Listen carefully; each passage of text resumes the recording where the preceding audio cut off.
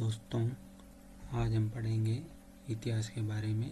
MDSU university BA BEd part second, subject history में Indian history, प्रथम प्रश्न पत्र, यूनिट नंबर फर्स्ट, अति महत्वपूर्ण प्रश्नों के बारे में जानकारी।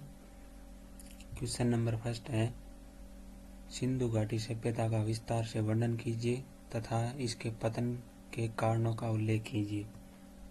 जिसमें उत्तर में लिखना आपको सिंधु घाटी सभ्यता का सामान्य परिचय। एक नंबर पॉइंट है फिर स्थिति एवं विस्तार। दूसरा पॉइंट है प्रमुख केंद्रीय स्थान, जिसमें आपको हड़प्पा सभ्यता, मोहनजोदड़ो, कालीबंगा आदि के बारे में जानकारी देनी है। उसके बाद तीसरा पॉइंट है सामाजिक जीवन। सामाजिक जीवन में समाज की सतह, इसके बारे में जानकारी। चौथा पॉइंट है धार्मिक जीवन, धर्म के बारे में जानकारी देनी है। वहाँ पे किस देवता की पूजा अर्चना होती थी उसके बारे में जानकारी। फिर अर्थव्यवस्था, कला, साहित्य, शिल्प के बारे में जानकारी।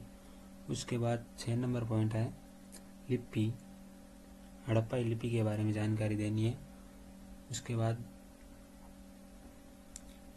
पतन या विनाश के कारण। पतन या विनाश के कारणों में 4 कारण प्रमुख हैं, जिसमें पहला बाढ़ एवं जलवायु परिवर्तन के कारण, जॉन मार्शल का मानना है ये।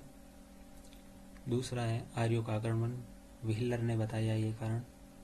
तीसरा बाढ़, जो कि अमलानंद घोष ने बताया है। चौथा है नदी मार्ग का परिवर्तन, जो कि डेल्स ने बताया है। दूसरा क्वेश्चन है ऋग्वैदिक काल में सामाजिक, धार्मिक और आर्थिक अवस्था पर प्रकाश डालिए। उत्तर, ऋग्वैदिक काल का समय 1500 ईसा पूर्व से 1000 ईसा पूर्व तक माना जाता है। पहला पॉइंट, ऋग्वैदिक काल में साहित्यिक साक्ष्य के रूप में एक ही साक्ष्य है जो है ऋग्वेद, उसके बारे में जानकारी देनी है। फिर आर्यों की सामान्य जानकारी, आर्यों का भौगोलिक विस्तार। चौथा पॉइंट है आर्यों की राजनीतिक व्यवस्था। 5वां पॉइंट है आर्यों की सामाजिक व्यवस्था। 6ठा पॉइंट आर्यों की धार्मिक व्यवस्था। 7वां पॉइंट आर्यों की आर्थिक व्यवस्था के बारे में बताना है। तीसरा क्वेश्चन है उत्तर वैदिक कालीन आर्यों की स्थिति का विस्तार से वर्णन कीजिए। उत्तर वैदिक काल, जिसका समय 1000 ईसा पूर्व से 600 ईसा पूर्व तक माना जाता है, जिसमें आपको उत्तर में लिखना है सामान्य जानकारी, फिर लिखना है राजनीतिक जीवन, फिर सामाजिक जीवन के बारे में, फिर आर्थिक जीवन के बारे में, फिर धर्म व साहित्य के बारे में। फर्स्ट यूनिट में छोटे वाले क्वेश्चन जो कि परीक्षा की दृष्टि से महत्वपूर्ण है। 1 नंबर क्वेश्चन आश्रम व्यवस्था पर टिप्पणी।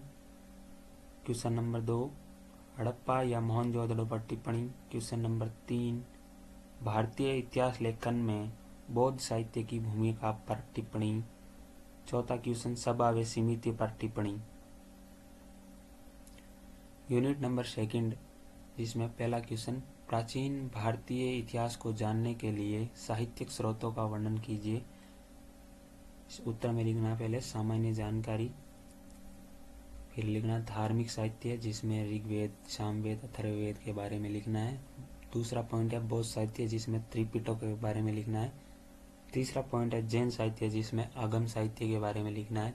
चौथा पॉइंट है पाली भाषा के ग्रंथ, जिसमें दीपवंश व महावंश के बारे में लिखना है। 5वां पॉइंट है चाणक्य की अर्थशास्त्र, इसके बारे में भी लिखना है। दूसरा क्वेश्चन है अशोक की कलिंग विजय का वर्णन करते हुए उसके साम्राज्य की सीमाओं का निर्धारण कीजिए। उत्तर में लिखना है अशोक की सामान्य जानकारी, फिर लिखना है फर्स्ट कलिंग का युद्ध, फिर कलिंग युद्ध के बाद जीवन परिवर्तन, कलिंग युद्ध का महत्व, अशोक का साम्राज्य विस्तार। उसके बाद तीसरा क्वेश्चन है मौर्य प्रशासन। नंबर 3 मौर्य प्रशासन का विस्तार से वर्णन कीजिए। उत्तर में पहले सामान्य जानकारी, फिर राजा, फिर प्रधानमंत्री व पुरोहित के बारे में, फिर प्रांतीय शासन, प्रांत का शासन कैसे चला करता था उसके बारे में जानकारी, फिर नगर प्रबंध, नगरों का प्रबंध कैसे किया जाता था उसके बारे में जानकारी। फिर 5वां पॉइंट गुप्तचर व्यवस्था, गुप्तचरों के बारे में जानकारी। 6वां पॉइंट न्याय व दंड व्यवस्था कैसी थी। 7वां पॉइंट राजस्व कैसा था। 8वां पॉइंट लोक हितकारी कार्य कौन से किए जाते थे। सेकंड यूनिट में छोटे वाले क्वेश्चनों में पहला क्वेश्चन 16 महाजनपद पर टिप्पणी, दूसरा नंदवंश पर टिप्पणी, तीसरा कौटिल्य पर टिप्पणी, चौथा चंद्रगुप्त मौर्य पर टिप्पणी। Unit number 3 question number 1 Kushan कौन थे, भारत में उनके साम्राज्य विस्तार का उल्लेख कीजिए। उत्तर में लिखना कुषाण वंश की जानकारी, फिर लिखना कुषाण वंश के संस्थापक कौन थे, कुषाण वंश के महान शासक कनिष्क के बारे में जानकारी, फिर कनिष्क की विजय का विवरण, फिर भारत में साम्राज्य विस्तार के बारे में जानकारी देनी है। क्वेश्चन नंबर 2 कुषाण शासक कनिष्क का विस्तार से वर्णन कीजिए। उत्तर में लिखना कनिष्क की सामान्य जानकारी, फिर उसका साम्राज्य विस्तार, फिर कनिष्क का धर्म, कनिष्क के काल में बौद्ध संधि थी, चतुर्थ बौद्ध संधि थी, कनिष्क का शासन प्रबंध कैसा था, कनिष्क कला व साहित्य का प्रेमी था जिसके बारे में जानकारी, फिर अंतिम पॉइंट कनिष्क का मूल्यांकन करना है। 3rd यूनिट में छोटे वाले क्वेश्चन। फर्स्ट क्वेश्चन है गांधार कला पर टिप्पणी, सेकंड रुद्र दमन पर टिप्पणी, थर्ड गोमती पुत्र सातकर्णी पर टिप्पणी। Unit number 4 question number 1 Samudragupta की उपलब्धियों पर प्रकाश डालिए। उत्तर में सामान्य जानकारी समुद्रगुप्त की सामान्य जानकारी देनी है। उसके बाद समुद्रगुप्त का राज्यारोहण कब हुआ उसके बारे में जानकारी, फिर समुद्रगुप्त की दिग्विजयों के बारे में जानकारी देनी है,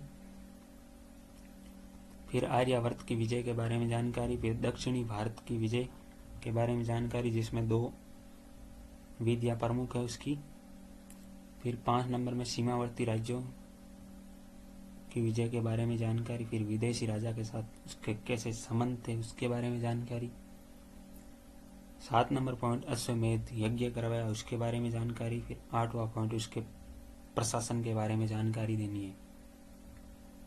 सेकंड क्वेश्चन है गुप्तकालीन कला व साहित्य पर प्रकाश डालिए, जिसमें उत्तर में लिखना है साहित्य का विकास, जिसमें 3 प्रमुख कवि हुए हैं हरिसेन, वीरसेन साव, वत्स भट्टी। इन तीनों कवियों की एक एक रचना के बारे में जानकारी देनी है। फिर विशाख दत्त जिसने मुद्रा राक्षस की रचना की थी वो भी गुप्त काल में ही हुई है उसके बारे में जानकारी।